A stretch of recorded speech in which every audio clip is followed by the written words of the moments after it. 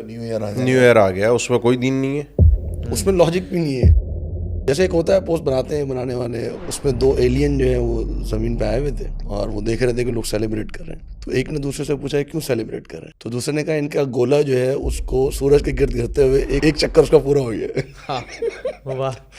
کوئی لاجک نہیں ہے. مطلب اگر دیکھا جائے کیا لاجک ہے اس کی، آپ نیو ایئر کو کیوں سیلیبریٹ کریں، ایک سال میں کیا کر لیا آپ نے اس کو. بالکل. اور اس دن کیا کیا آپ نے، اور اس دن لوگ کرتے کیا ہیں اس دن ہر ایک کو نظر آ رہا ہے.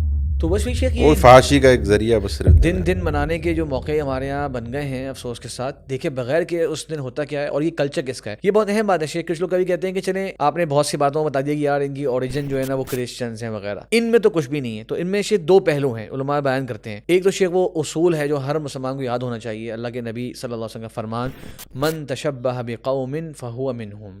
اور یہ قوم شیخ جو طلبہ جانتے ہیں کہ یہ نکرہ ہے، جو جس قوم کی مشابہت کرے گا نا وہ ان میں سے ہے. اس سے معلوم ہو گیا کہ جتنی بھی قومیں ہیں اچھی چیزیں مشابہت کرو گے تب بھی ان میں سے ہوگے بھائی، اگر اچھی قوم ہے یعنی کہ دین ایمان والی، اور اگر بری قوموں سے مشابہت کرو گے ان کی جس چیز کے اندر تو تم ان میں سے ہوگے.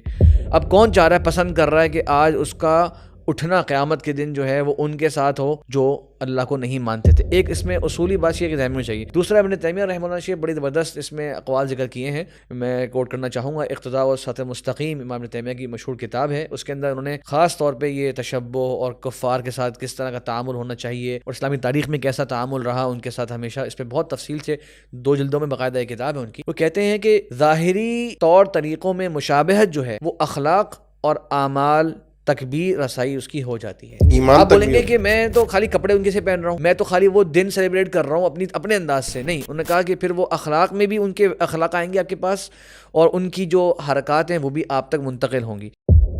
پھر کہتے ہیں کہ یہ جو مشابہت ہے نا، اس کے اندر جس کی آپ مشابہت کر رہے ہیں نا اس کی محبت اور اس کی تعظیم اور اس کو اچھا سمجھنا یہ ضرور ہوتا ہے، مروبیت. ورنہ اگر آپ اس کو پہلا اسٹیپ آپ کا یہ ہے، آپ کا فرسٹ پہلا اسٹیپ یہ ہے کہ آپ اس سے معروف ہو گئے.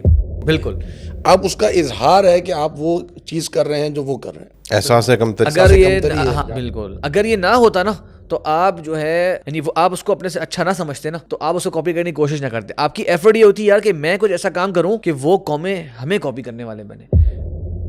ہمیں ایک اپنا جو ہے نا تشخص جو ہے وہ پیدا کرنا چاہیے، لیکن وہ نہیں ہو رہا. اچھا یہ شیخ وہ کہہ رہے تھے دنیاوی امور کے اندر سوچیں جب یہ پھر دینی امور میں شامل ہو جائے.